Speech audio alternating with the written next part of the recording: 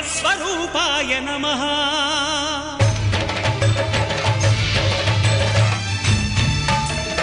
అయ్యప్ప దేవాయ నమః అభయస్వరూపాయ నమః. అక్కడ అణువణువు ఆ స్వామి ప్రతిరూపమే. ప్రతి భక్తుడు స్వామి స్వరూపమే. అది ఓ దివ్య నిలయం.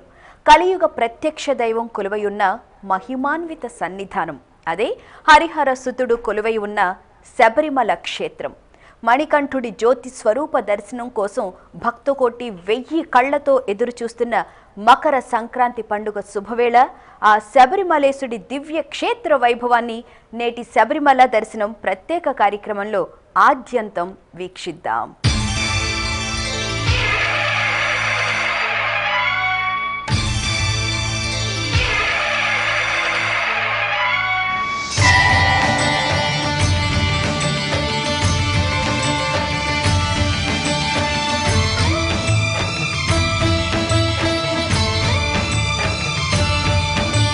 అయ్యప్ప దేవాయ నమః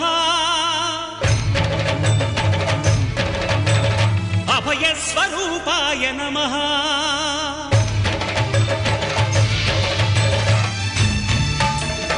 అయ్యప్ప దేవాయ నమః అభయస్వరూపాయ నమః. స్వామియే శరణమయ్యప్ప అంటూ వేడితే చాలు 18 మెట్లు దిగివచ్చి భక్తులను ఆదుకుంటాడు శబరిగిరీసుడు. తనను నమ్మి వచ్చిన భక్తులకు అండగా నిలుస్తాడు. హరిహర సంగమాంసుడైన అయ్యప్ప శబరిమలై క్షేత్రంలో యుగ యుగాలుగా పూజలందుకుంటున్నాడు. స్వామివారి ఆలయాన్ని దర్శించుకునే ముందు స్వామి అయ్యప్ప జన్మ వృత్తాంతాన్ని ఓసారి వీక్షిద్దాం. శబరిమలై ఓ అద్భుత మహిమాన్విత క్షేత్రం. లోక కళ్యాణార్థం శివకేశవ సంభూతుడు అయ్యప్పగా వెలసిన భూలోక స్వర్గం. భక్త సులభుడైన మణికంఠుడి జన్మ వృత్తాంతాన్ని ఓసారి పరిశీలిస్తే, క్షీరసాగర మథన సమయంలో మోహిని రూపధారుడైన శ్రీ మహావిష్ణువును చూసి పరమేశ్వరుడు మోహించాడు. వారిద్దరి సంగమంతో జన్మించినవాడే మణికంఠుడు. అలా జన్మించిన స్వామి ఎంతో కాలం యోగముద్రలో ఉన్నాడు. అంతట భూలోకాన పాండ్యరాజు రాజశేఖరుడు తనకు సంతానం కలిగించమని పరమేశ్వరుణ్ణి ప్రార్థించాడు. పరమశివుడు ప్రసన్నుడై యోగనిద్రలో ఉన్న ధర్మశాస్త్రను భూలోకంలో అవతరించమని ఆజ్ఞాపించాడు. స్వామి భూమిపై అవతరించాడు. సహ్యాద్రి అడవుల్లో వేటకు వెళ్లిన రాజశేఖరుడికి బాలుడి రూపంలో దివ్య తేజస్సుతో కనిపించాడు ధర్మశాస్త్ర. మహర్షి ఆదేశం మేరకు ఆ బాలుడికి మణికంఠ అని నామకరణం చేసి అల్లారుముద్దుగా పెంచుకోసాగాడు. లోక కళ్యాణం కోసం భగవంతుడు వివిధ రూపాలలో అవతరిస్తాడు. అయ్యప్ప కూడా ఈ యజ్ఞం కోసమే అవతరించాడు. లోక జనులను పట్టిపీడిస్తున్న మహిషిని సంహరించేందుకు మణికంఠుడిగా భూమిపైకి వచ్చాడు.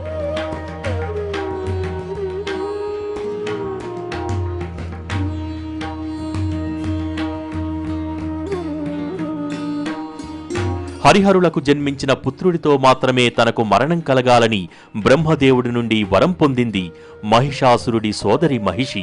పందలం కోటలో పెరుగుతున్న అయ్యప్ప అస్త్ర శస్త్ర విద్యలో ఆరితేరాడు. అయితే అయ్యప్ప ఎదుగుదలను చూసి సహించలేని పాండ్యరాజు దివాను మహారాణికి మణికంఠుడిపై అసూయ పెరిగేలా చేశాడు.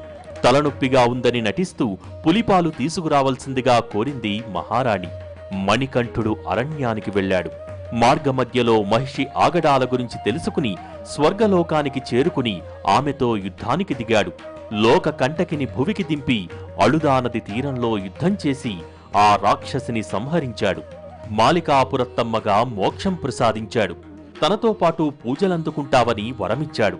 అనంతరం పులుల సమూహాన్ని రాజ్యానికి తరలించాడు మణికంఠుడు. తమ బిడ్డ సామాన్యుడు కాదని ఆ రాజదంపతులు గుర్తించారు. వచ్చిన కార్యం పూర్తి కావటంతో పాండ్యరాజుకు శబరిగిరిపై ఓ ప్రదేశాన్ని చూపించి తను అక్కడ వెలుస్తానని, తనకు అక్కడ ఆలయాన్ని కట్టించవలసిందిగా ఆజ్ఞాపించాడు అయ్యప్ప. అలా హరిహరసుతుడు అయ్యప్పగా అవతరించాడు. శబరిగిరీసుడయ్యాడు. పరశురాముడే శబరిమలైలో అయ్యప్ప విగ్రహాన్ని ప్రతిష్ఠించాడని ప్రతీతి. నాడు పాండ్యరాజు మొదలుపెట్టిన శబరి యాత్రను నేటికీ లక్షలాది మంది భక్తులు ఆచరిస్తున్నారు. స్వామిని సేవించి తరిస్తున్నారు. శబరిగిరి ఓ దివ్య ప్రదేశం. ఇక్కడ ప్రతి అణువులోనూ ఆ స్వామి ప్రతిరూపమే కనిపిస్తోంది. మాల వేసుకున్న ప్రతి భక్తుడిలోనూ ఆయన ఆకారమే దర్శనమిస్తుంది. అందుకే శబరిమలై దర్శనం సర్వపాపహరణం అంటారు. సహ్యాద్రి పర్వత శ్రేణుల్లో అష్టదశగిరుల మధ్య వెలిసిన శబరిమలై క్షేత్రాన్ని చేరుకునే మార్గాలను ఒకసారి తెలుసుకుందాం.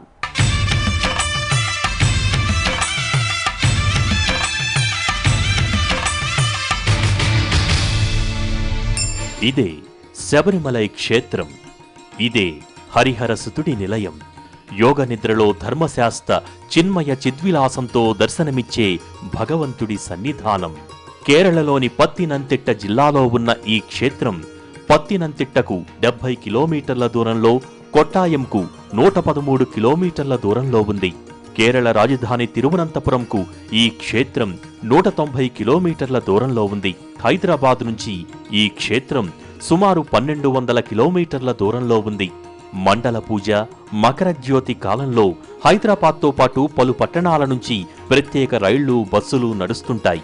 నవంబర్ నుంచి జనవరి వరకు భక్తులతో కిటకిటలాడే ఈ క్షేత్రం జీవితంలో ఒక్కసారైనా చూడదగ్గ పుణ్యక్షేత్రం. శబరిమలై చేరుకోవటానికి నేరుగా ఎలాంటి రోడ్డు మార్గాలు లేవు. పంపానది వరకు మాత్రమే వాహనాల్లో చేరుకుని ఆ తర్వాత శబరిగిరిని అధిరోహించాల్సి ఉంటుంది. పంపానది నుండి శబరిమలైకు 6 కిలోమీటర్ల దూరం. శబరిగిరి చేరుకోవటానికి భక్తులు 3 మార్గాలు అనుసరించవచ్చు. వాటిలో ప్రధానమైనది ఎరుమేలి మార్గం. ఇక్కడి నుండి స్వామివారి సన్నిధానం 60 కిలోమీటర్ల దూరంలో ఉంటుంది. ఇది అత్యంత క్లిష్టతరమైన మార్గం. అయితే స్వామి చరిత్రకు సంబంధించిన అనేక ప్రదేశాలను ఈ మార్గం ద్వారానే భక్తులు దర్శించుకునే అవకాశముంటుంది. ఇక మరో మార్గం వండి పెరియార్. ఇక్కడి నుండి సన్నిధానం 94 కిలోమీటర్ల దూరంలో ఉంటుంది. ఇక మూడవ మార్గం చలక్కర మార్గం. ఇది పూర్తిగా రోడ్డు మార్గం. భక్తులు ఎటువంటి ప్రయాసలు లేకుండా పంపానది తీరం వరకు ఈ మార్గం ద్వారా చేరుకోవచ్చు. శబరిగిరికి తరలివచ్చే అత్యధిక భక్తులు ఎంచుకునే మార్గం కూడా ఇదే. అందుకే పంపా తీరం వేలాది వాహనాలతో కిటకిటలాడుతూ ఉంటుంది. అయితే రద్దీగా ఉన్న నేపథ్యంలో పంపానదికి 27 కిలోమీటర్ల దూరంలో ఉన్న తాత్కాలిక బస్ స్టేషన్ నిలక్కల్లో వాహనాలు నిలపాల్సి ఉంటుంది. పంపానది తీరం నుంచి ఒక్కో అడుగు వేస్తూ భక్తులు అయ్యప్ప సన్నిధానం చేరుకుంటారు. శబరిమలై చేరుకునే వాటిలో ప్రధానమైన మార్గం ఎరుమేని మార్గం. మాలధారణ చేసిన భక్తులు జీవితంలో ఒక్కసారైనా ఎరుమేని మార్గంలో వెళ్లాలని విశ్వాసం. అందుకే ఎంతో మంది భక్తులు ఎరుమేని మీదుగా స్వామి క్షేత్రానికి పయనమవుతూ ఉంటారు. అడుగడుగున అయ్యప్ప జన్మ వృత్తాంతం దర్శనమిచ్చే ఈ మార్గం పురాణపరంగా, చారిత్రక పరంగా ఎంతో ప్రాధాన్యత సంతరించుకుంది. శిరముపై ఇరుముడి ధరించి స్వామియే శరణమయ్యప్ప అంటూ కొలిచే భక్తులు ఎరుమేలు నుంచి తమ క్షేత్ర దర్శన పయనాన్ని మొదలు పెడతారు. ఇదే ఆ ఎరుమేలి. భౌగోళికంగా కొట్టాయం జిల్లాలో ఈ ప్రాంతముంది. మత సామరస్యానికి ప్రతీకగా నిలిచే ఎరుమేలికి మణికంఠుడికి అవినాభావ సంబంధముంది. స్వామి మహిషిని ఇక్కడే వధించాడని అంటారు. ఎరుమ అంటే మహిషమని అర్థం. మహిషిని వధించిన ప్రదేశం కాబట్టి ఎరుమేలి అయ్యింది. ఇక్కడ స్వామివారికి ఓ ఆలయం ఉంది. ఈ కోవెలలో స్వామివారి మూల విరాట్ భిన్నంగా దర్శనమిస్తుంది. ఒక చేత విల్లు, మరో చేత శరము బూని స్వామి ఇక్కడ కటాక్షిస్తున్నాడు. ఈ ఆలయానికి పక్కనే వావర్ స్వామి దర్గా దర్శనమిస్తోంది. వావర్ స్వామి అయ్యప్పకు ప్రాణమిత్రుడు. అందుకే శబరియాత్ర చేసే ప్రతి ఒక్కరూ వావర్ స్వామిని కూడా తప్పక దర్శిస్తారు. ఈ కారణంగానే శబరియాత్రను మత సామరస్యానికి ప్రతీకగా వర్ణిస్తారు. వావర్ దర్గాకు సమీపంలోనే శాస్తా గృహ ఉంది. మహిషిని సంహరించటానికి ఒకరోజు ముందు అయ్యప్ప ఇక్కడ విడిది చేశాడని చెబుతారు. మహిషిని సంహరించటానికి ఉపయోగించిన ఆయుధాలు కూడా ఇక్కడ దర్శించుకోవచ్చు. ఎరుమేలిలో అయ్యప్ప భక్తులు పేట్టతుళ్ల నృత్యాన్ని ఆడటం ఓ సంప్రదాయం. దీనిని పేట్టతుళ్ళి అని కూడా అంటారు. మహిషి వధకు ప్రతీకగా విచిత్ర వేషధారణలో స్వాములు ఆడుకుంటారు. ఇక్కడి నుండి పెరిల్తోట్ నది మీదుగా ముందుకు వెళ్తే వస్తుంది కాళకెట్టి క్షేత్రం. మహిషిని మణికంఠుడు సంహరిస్తున్న దృశ్యాన్ని ఈ ప్రాంతం నుంచే శివపార్వతులు వీక్షించి ఆశీర్వదించారని పురాణ కథనం. అందుకు ప్రతీకగా ఇక్కడ స్వామి, అమ్మవార్ల ఆలయం భక్తులకు దర్శనమిస్తుంది. ఇక్కడి నుంచే అత్యంత క్లిష్టతరమైన యాత్ర ప్రారంభమవుతుంది. కాలినడకనే తలప్పార్కొండ, అళుదానది, కళ్ళింకాండున్ ప్రాంతాలను దాటుతూ భక్తులు సన్నిధానం చేరుకోవాల్సి ఉంటుంది. వీటిలో ప్రధానమైనది అళుదానది. ఈ నదిలో పుణ్యస్నానమాచరించిన భక్తులు ఒక రాయిని తీసుకుని ముందుకు కదులుతారు. ఆ తరువాత వచ్చే కళ్ళింకాండున్ ప్రదేశంలో ఆ రాయిని పడేస్తారు. మహిషి దేహం పడ్డ ప్రదేశమే కళ్ళింకాండున్. ఇక్కడి నుండి తరువాత కరిమల చేరుకుంటారు. కరిమల నుంచి చెరియానపట్టం, పెరియానపట్టం దాటుకుంటూ ముందుకు పయనమవుతారు. అనంతరం తారసపడే పంపానదిలో స్నానమాచరించి నీలిమలకు బయలుదేరుతారు. ఇక్కడే అపాచ్చిమేడు అనే ప్రదేశం తారసపడుతుంది. ఇక్కడ అప్పాజీ, విప్పాజీ పేర్లతో ఇద్దరు చెడు దేవతలు ఉంటారట. వారి నుంచి ఎలాంటి కీడు జరగకుండా ఉండేందుకు కన్యస్వాములు ఇక్కడ బియ్యం ఉండలు విసురుతారు. అపాచ్చిమేడు తర్వాత వచ్చేదే శబరిపీఠం. శ్రీరాముడి భక్తురాలు శబరి నివాసస్థానం ఇదేనని ప్రతీతి. ఈ మహాభక్తురాలి కీర్తి కారణంగానే ఈ క్షేత్రం శబరిమలయింది. ఆ తరువాత వచ్చేది శరంకుత్తి. భక్తులు తమ వెంట తీసుకువచ్చిన శరాన్ని ఇక్కడ గుచ్చుతారు. అయ్యప్ప తన విల్లంబులు వదిలేసిన ప్రదేశమే ఈ శరంకుత్తి. ఇక్కడి నుంచే స్వామి ఆలయం దర్శనమిస్తుంది. శరంకుత్తి నుంచి కాస్త ముందుకు వెళ్తే దర్శనమిస్తుంది అయ్యప్ప సన్నిధానం. మానవ దేహాలనే కాదు, పాప కర్మలను కూడా నశింపచేస్తుంది పంపానది.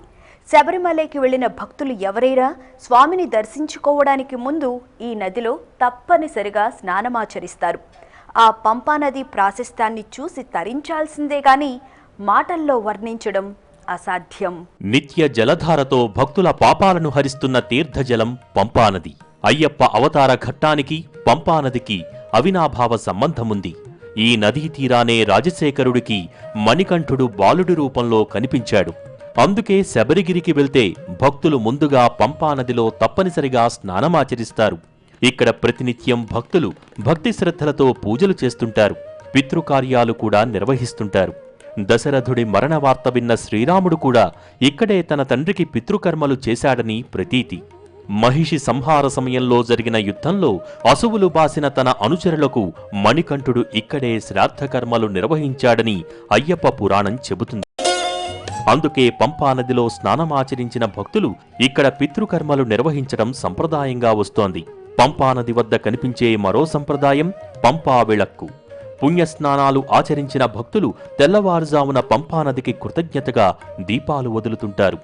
గోపురం ఆకారంలో నిర్మించిన ఓ కర్ర మండపానికి దీపాలు జోడించి నదీమ తల్లికి అర్పిస్తారు. ఇక ఏడాదికొకమారు అయ్యప్ప స్వామి కూడా స్వయంగా పంపాతీరానికి విచ్చేసి స్నాన పూజలందుకుంటాడు. వృశ్చిక లగ్నంలో జరిగే వార్షిక ఉత్సవాల సమయంలో అయ్యప్ప స్వామి ఉత్సవ విగ్రహాన్ని ఊరేగింపుగా అంబారీపై పంపానదికి తీసుకొస్తారు.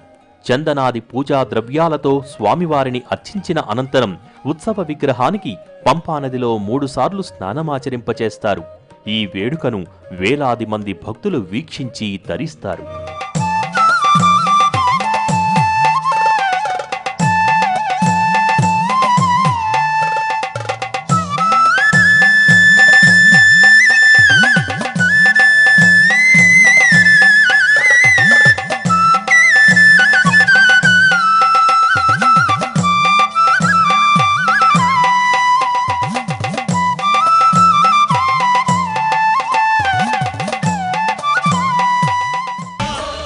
శబరిగిరి చేరుకున్న భక్తులు ఎప్పుడెప్పుడు స్వామిని దర్శించుకుంటామా అని ఎదురుచూస్తుంటారు.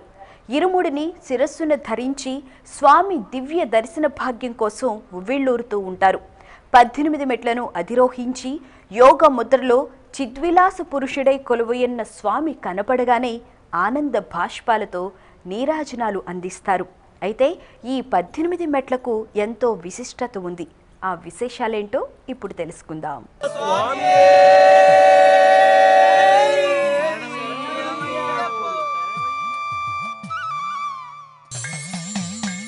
ఇదే స్వామివారి సన్నిధానం. సర్వశోభితంగా దర్శనమిచ్చే మణికంఠుడి నిలయం. బంగారు కాంతులీనుతూ భక్తుల పాలిట కల్పతరువుగా విరాజిల్లుతున్న మహామహిమాన్విత క్షేత్రం. ఇరుముడి ధరించిన వారు మాత్రమే 18 మెట్లు ఎక్కి స్వామివారిని దర్శించుకుని పరమానంద భరితులవుతారు. సన్నిధానం వద్దకు చేరుకున్న భక్తులకు ముందుగా బంగారు ధ్వజస్తంభం దర్శనమిస్తుంది. దాని వెనుకగా తత్వమసి అనే అక్షరాలు కనిపిస్తాయి. నీకు నాకు భేదం లేదని తెలియచెప్పటమే ఈ తత్వమసి వేదార్థం.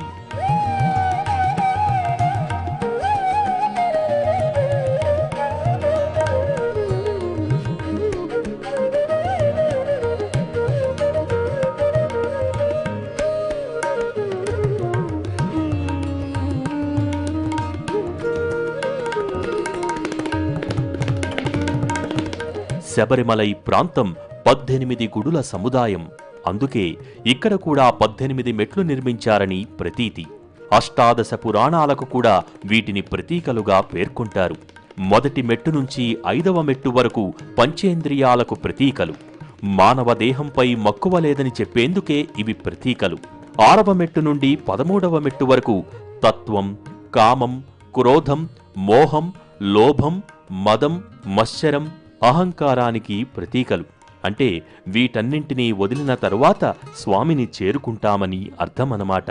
14, 15, 16 మెట్లు సత్వ రజ తమో గుణాలకు ప్రతీకలైతే 17, 18 మెట్లు విద్యా జ్ఞానానికి ప్రతీకలు. ఈ 18 మెట్లలో అంతటి పరమార్థం దాగుంది. ఈ 18 మెట్లను అధిరోహించిన తరువాతే స్వామి భక్తులకు దర్శనమిస్తాడు. అందుకే ఈ మెట్లు అధిరోహించటానికి ముందుగా భక్తులు తప్పనిసరిగా కొబ్బరికాయ కొట్టి మనసులో అయ్యప్పను తలుచుకుని ఒక్కో మెట్టు ఎక్కుతారు. తమలో ఉన్న దుర్గుణాలను నశింపచేయమని స్వామివారిని వేడుకుంటూ భక్తితో స్వామి కొలువై ఉన్న సింహద్వారం వద్దకు పయనమవుతారు. ఇరుముడి ప్రతి భక్తుడు అయ్యప్ప సన్నిధికి మోసుకు వెళ్లే భక్తిపూర్వక వందనం. అయితే ఈ ఇరుముడి అంటే ఏమిటి? దీన్ని అయ్యప్ప సన్నిధికి ఎందుకు తీసుకువెళతారు అంటే దీని వెనుక ఎన్నో ఆసక్తికర విషయాలు ఉన్నాయి. ఆ విశేషాలతో పాటు శబరిమలలో భక్తులకు లభించే వసతి సౌకర్యాల గురించి తెలుసుకుందాం. అయ్యప్ప భక్తుడు అనగానే శనిదోషాన్ని నివారించే నల్లటి వస్త్రాలతో పాటు శిరస్సుపై ఇరుముడి కళ్ల ముందు కదులుతుంది. అయితే ఈ ఇరుముడికి ఎంతో ప్రాధాన్యత ఉంది. స్వామి భక్తులు స్వయంగా సమర్పించే నైవేద్యమే ఇరుముడి. ఇరు అంటే 2 అని, ముడి అంటే మూట అని అర్థం. మొత్తంగా ఇరుముడి అంటే 2 మూటల సమన్వితమని అర్థమొస్తుంది. వీటిలో మొదటి మూటను ముమ్మడి అని, 2వ మూటను పిమ్ముడి అంటారు. మొదటి మూటలో స్వామికి సమర్పించే అభిషేక నైవేద్య సామాగ్రి, పూజా ద్రవ్యాలు ఉంటాయి. నెయ్యితో నింపిన కొబ్బరికాయ, ఆకులు, వక్కలు, నాణేలు, బెల్లం, జీడిపప్పు, బాదం, సొంఠి, అటుకులు, యాలకులు, తేనె, ఖర్జూరం, మరమరాలు, కలకండ, పసుపు కొమ్ములు, పసుపు, రవిక ముక్క, కుంకుమ, విభూది, చందనం, సాంబ్రాణి, కర్పూరం, అగరవత్తులు, గులాబీ జలం, నిమ్మకాయ, బియ్యం, పప్పు ఉంటాయి. ఇవన్నీ స్వామివారికి సమర్పించే వస్తువులే. వీటిలో ఏ ఒక్కటి కూడా భక్తులు స్వీకరించకూడదు.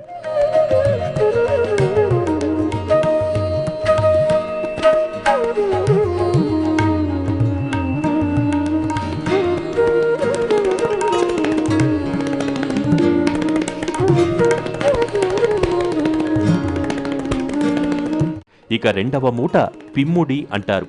వీటిలో ఆహార పదార్థాలు, బియ్యం, వంట దినుసులు ఉంటాయి.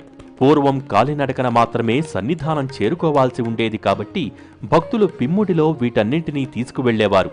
కాలం మారినా ఆ సంప్రదాయం మాత్రం ఇప్పటికీ కొనసాగుతూనే ఉంది. శబరిగిరిపై లక్షలాది మంది భక్తులు బస చేసే ఏర్పాటు ఉందంటే ఆశ్చర్యం కలగక మానదు. ట్రావెన్కోర్ దేవస్వం బోర్డు పరిధిలో 300 వసతి గృహాలు, 52 యాత్రికుల సదనాలు, 113 గదులు, 3 అతిథి గృహాలు, 24 సత్రాలు, 2 విస్తారమైన శాలలు ఉన్నాయి. ఇంతటి సౌకర్యాలు ఉన్నాయి కాబట్టి స్వామి దర్శనానికి వెళ్లే భక్తులు ఏమాత్రం ఇబ్బంది పడరు.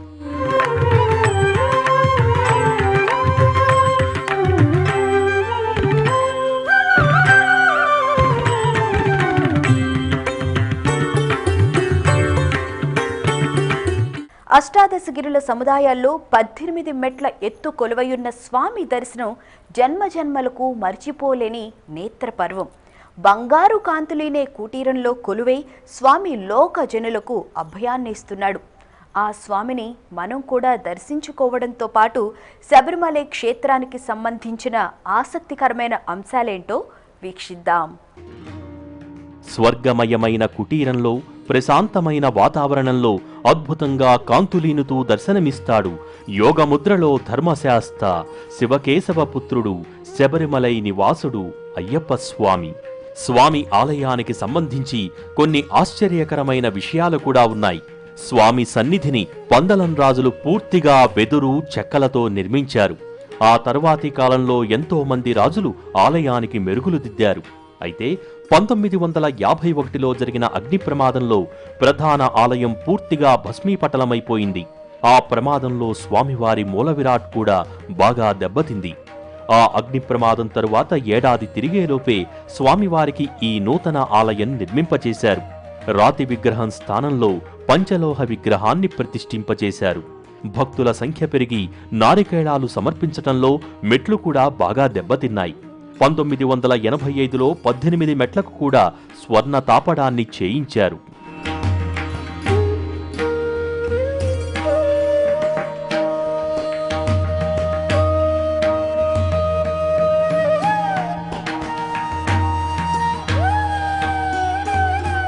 స్వామివారి సన్నిధాన ప్రాంగణంలో మరికొన్ని ప్రధానమైన ఆలయాలు కూడా ఉన్నాయి. వాటిలో ప్రధానమైనది మాలికాపురుత్తమ. స్వామిని దర్శించుకున్న భక్తులు మాలికాపురుత్తమను కూడా తప్పక దర్శించుకుంటారు. ఆ అమ్మవారితో పాటు మిగతా దేవి దేవతామూర్తులను కూడా ఇప్పుడు దర్శించుకుందాం. స్వామివారి సన్నిధి దిగువన పలు దేవీ దేవతలు వేంచేసి ఉన్నారు.